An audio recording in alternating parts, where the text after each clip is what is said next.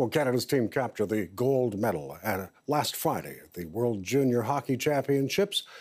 But social media went wild with how little the Swedish team captain appreciated his team being awarded the championship's silver medal. Swedish captain Elias Andersson tossed his silver medal into the crowd, and it was Bill Shaflucas who caught it. And to talk about that moment and the surprising thing he did with the medal afterwards, Bill Shaflucas, who co-hosts the podcast Guys Telling Stories, joins us from his podcast studio in Buffalo, New York. Bill, great to see you this morning. Thanks a lot for speaking with us.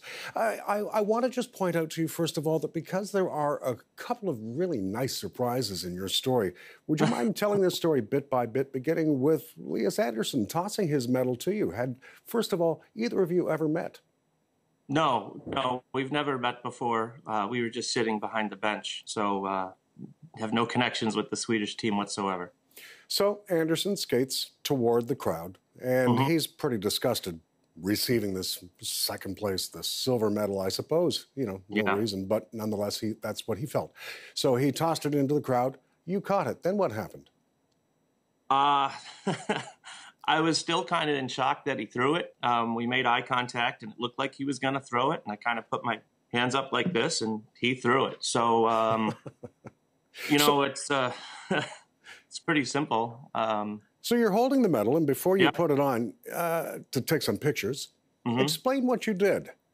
Well, I had a Swedish jersey on underneath to kind of razz a couple of Canadian friends of mine who were at the game. I was going to do it earlier in the game, but we didn't get a chance to see each other. So I basically, you know, kind of just took off the jersey and had you know, something else on underneath. And then, well, it wasn't a Swedish jersey, so, you know, you take it off.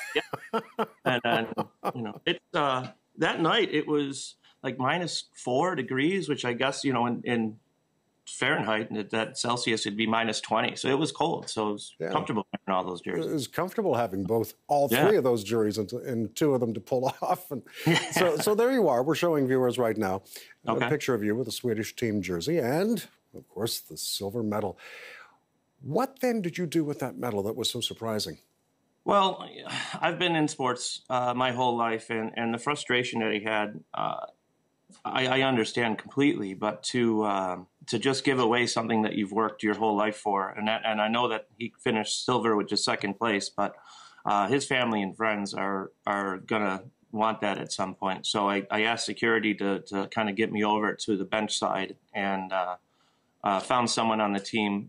He wasn't interested in taking it back from me himself, I don't think, but I did give it back through a trainer and told him that someday he's going to want this, and what am I going to do with it? You know, 2 days later, I'm going to have this medal that doesn't belong to me, and so I was happy to give it back, and I'm sure down the road he'll be happy that he has it.